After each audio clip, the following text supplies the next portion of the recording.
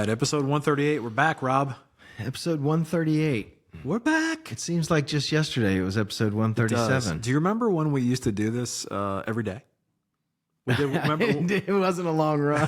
when we started the podcast? We rocked one of these things every day. Yeah, I don't know how long that lasted. I don't know either, but it lasted longer than you think it did. I think That's what you said. we had a lot of things to say to a lot of different people, and now we don't have anything to say anymore. So we scaled back. I think we recorded one of these about a week. I think. Yeah. Well, is this our first two-parter? I mean, we've had follow-ups. I'd say this is a direct two-parter. First half, second half. Yeah. This is a direct two-parter.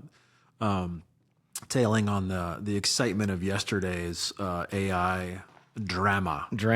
So we've had an update. So it literally is the next day. Yeah. And we have a follow-up. We did. So I think you should just jump right in. It was a cliffhanger, last episode, cliffhanger. Yeah. And we are here to, as a follow-up. I'm going to start by reading an email. Okay, here we go. This is exciting. That I received. Are we putting people on blast? I mean, are we putting that out into the interwebs? Or no, we're still keeping it confidential? There's no other. Okay. I mean, It shall remain nameless. Okay, got it. I'm not putting people on blast. Yeah. Here's the email. Dear Mr. Broadfoot. Ooh, sounds formal. I would like to address the situation regarding the use of AI detectors and version history. While these tools can be helpful, they are not infallible, and I must rely on the resources at my disposal. Ultimately, it was a judgment call, and I made a bad call. Ooh, bad judgment. I have had a conversation with your daughter, and I firmly believe in her sincerity. Okay. I deeply regret the misunderstanding as her expression conveyed genuine emotion. I will be retracting any documentation related to this matter and will extend my apologies to your daughter. Got it. I will prioritize resolving this issue promptly. Should you have any additional questions or concerns, please do not hesitate to reach out. Best regards. Okay. So, quick recap. Yeah. For those that listened 5 minutes ago. There was an AI detection tool used against an in-class essay that my daughter wrote. She's a sophomore in high school. Right. And the teacher used the tool and determined that AI was in fact used to generate part of the paper, and she was accused of that. Plagiarism, modern day plagiarism, let's call it. Yeah. To which, my daughter vehemently denied this and was very, very upset about it, as was I. It's been a stressed out 24 hours. There's been a lot of as a conversation. parent when your child's accused of something like this, and then anyway.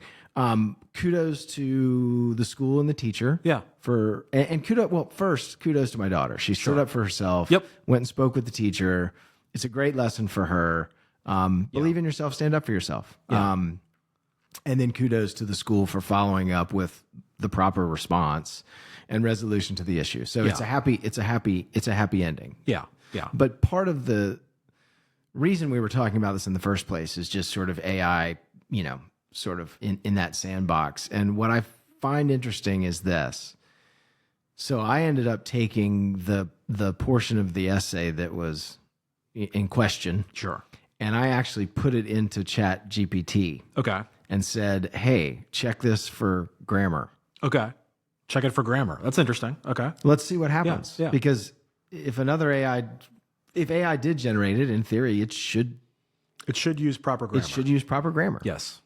And this is not a knock on my daughter's writing skills. Okay. However, the results were, there are 4 grammatical errors. And you and I discussed these for a moment after the podcast yesterday. But there were 4 grammatical errors. Yeah. Yeah. The 2 things we discussed after the podcast was, once the shock had worn off of like what's happening right now, right, was, hey, if you actually read this, it really doesn't feel like AI wrote it because of the grammar. Correct. Not that it's incorrect grammar. It's that it felt colloquial to a human being, if that makes sense. Yeah, it absolutely did. And so, as I was getting amped up today to go back to the school and, plead my case and do all the things in support of my daughter. Sure. One of my key pieces of evidence was going to be, well, my robot said that there are errors here. Yeah. How can that be if a robot generated it in the first place? Sure. We were going to go, my robot says this, your robot says this. Yeah. Point being, the robots aren't perfect. No. No. I think for me, the bigger umbrella over this entire thing, especially utilization of AI, right, is what I wrote down, taking notes here, is not a concept, but is the aspect of critical thinking. Sure. Just critical thinking, right? And we are in such an immediacy as a society. I gotta do this and that thing. I've got to deadline clients, right?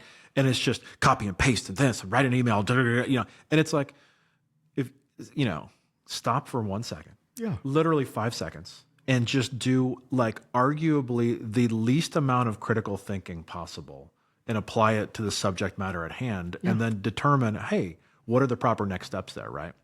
So like to spin it around to real world here, one of the things that the youngest of designers that we hire from time to time, or junior, junior graphic designers or whatever like that, right? An aspect of critical thinking is, hey, client came in and was told you to make these changes, right?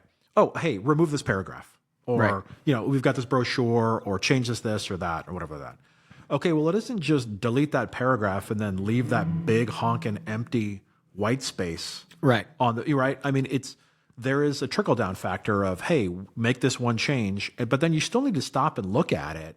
Yeah. And go, hey, wait a minute. Does this make sense? Does this make sense? Yeah. Exactly. Critical thinking. Does this make sense? Right? Yeah. Hey, AI said that these 3 sentences kind of maybe sort of might have been done by AI. Well, stop for a minute and go, hey, let me read this and think about this. Does this make sense? Yeah. Right? And we're in this weird, like, people don't have critical thinking anymore. They just immediately react. It's just, oh, somebody said something. This is the way it is. Yeah. And it's like, well, hold on a second here. Maybe that's not the best use of judgment. Or, hey, let me just play devil's advocate for 1 second and say, hey, I know you asked me to do this, but what about this instead? Or things like that, right? The robots, it's like we can't cede all brain power to the robots. And I would venture to guess, in this specific instance, if you were to write, Don writes an essay. But by the way, in class. Oh yeah, it was written. There are details that I've left out. That this was written in class, being monitored. Yeah, so come on. Yeah. Okay, so Don writes an essay. So Don, you write an essay, or a poem. Let's say you write a beautiful love poem haikus to your wife. Okay, I guarantee you, if I took that and copied it, ran it through, Zero GPT or whatever, and said, "Did AI write this?" It would spit out, there is a chance that AI could have written this. Sure. I doubt there's a very limited percentage of time where it's like, absolutely not. Yeah. No way. Yeah. Like it just doesn't make sense. There's always going to be some chance that AI could have written it, I think. Yeah. I mean, again, I'm making assumptions, but I'm not smart enough to know how it even works in the first place. Like, is it checking pattern based? Yes. Do humans write in patterns? Yes. And that's why yesterday you were saying, hey, the longer the text, the more runway we have, the easier it is for the machines to determine if it was created by a machine or not. Yeah. But that is because humans write to a pattern? Absolutely. Well, I mean, let's find we have an a author. cadence? There's a reason that, Charles Bukowski sounds like Charles B. He's got a very unique... Okay. It's why authors write the way that Stephen King, he's got a very unique style of writing. And then, so the longer the text, the easier it is for the robots to go, oh, I see the patterns. I see the language. I see the almost mathematics behind the language and the patterns. And they can then identify things that fall outside of that typical pattern. Yeah. Which is why one of the main points when I was researching this yesterday was the very first point that came up, when you dive into what's wrong with, AI detectors. Sure. The first problem is, it doesn't work for short, passages because they can't, it's not long enough to identify a pattern. Sure. So therefore it's going to say, well, certainly could have been written by a computer. I don't know. I'm sitting here chuckling because I'm shifting gears for one quick second. Sure. There used to be a Post-it note in that desk over there. Do you remember that? Do you remember what that Post-it note used to say? I remember who I posted it for. I'm not going to say that. No. But I do remember. It said, write like a human. Yeah, write like a human. Write like a human. Yeah. And it was direction for a copywriter. It was direction for a copywriter. Which is so funny to think about, only because it had nothing to do with AI. It was like, don't be mechanical about headline creation. That's right. You know, it's advertising. There's a conversational marketing aspect about it, right? Yeah. So it was like, hey, you know, the feedback you gave him was write like a human. You know, who he then like wrote that down on a Post-it note and put it in his office as a reminder to like, hey, get the facts out. You always got to do your first draft. Get it out, get it out, get it out, get it out, right? And then it's like, hey, how would you just say this to someone instead of writing it as a white paper, for example? That's a great lesson for all junior writers, because we have a tendency to, when we first starting, like, okay, this has to sound all professional and sound and no, just write like a human. I know. So, random weird side note I thought about as that person's office is across from our studio. Human. Yeah, right like a human. Wow, that really holds up, doesn't it? It does. It does. And that was all... Especially now. Man, that was years ago. Pre-AI. I can't believe I just remembered that. Well, it was up there forever. It was. And it's not up there right now, so I'm looking. We should have put it on the fridge. Yeah, we should have. Lasting advice. Yep. Right like a human. Right like a human.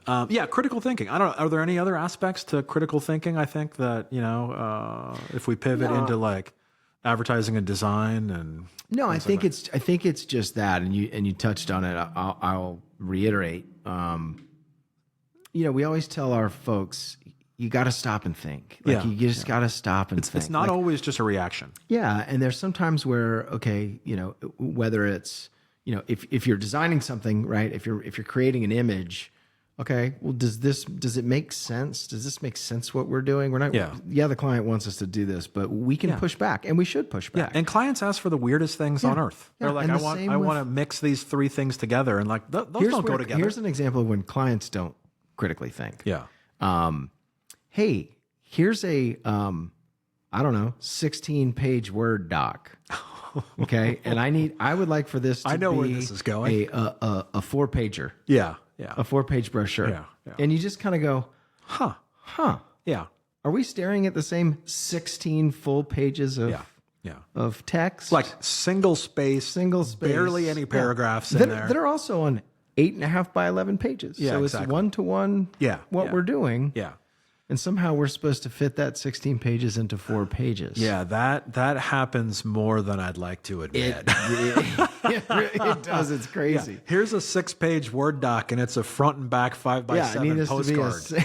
You know, it's like, wait a minute here. What? Yeah. What are we talking about? I think, you know, I don't know. It's an unfortunate consequence of just how fast paced everything is. It's true. Is that, you know, we're just shuffling things back and forth and back and forth and back and forth to get to the deadline. We got to get the trade show, the ad, the insertion, and it's like, whoa. Hold on a second here. Stop and think. Yeah. Stop and think for 30 seconds. Does this make sense? Yeah. And that applies to the robots as well. Yep. You know, so. Yep.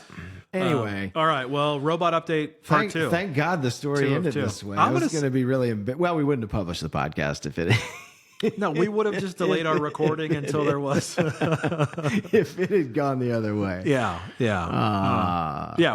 We'd be asking the public for help on what other AI sniffers to find out. Yeah, so, exactly. Yeah. Exactly. Fun times. Anyway, that's it. All right. All the robots can find us at mocktheagency.com. That's on all right. the socials. And so can the humans. Just think. Use your brain, and I bet you can find us. Type into the magical Google machine. We're going to leave it at that. Yeah. Trust the humans. All right. Thanks, everybody.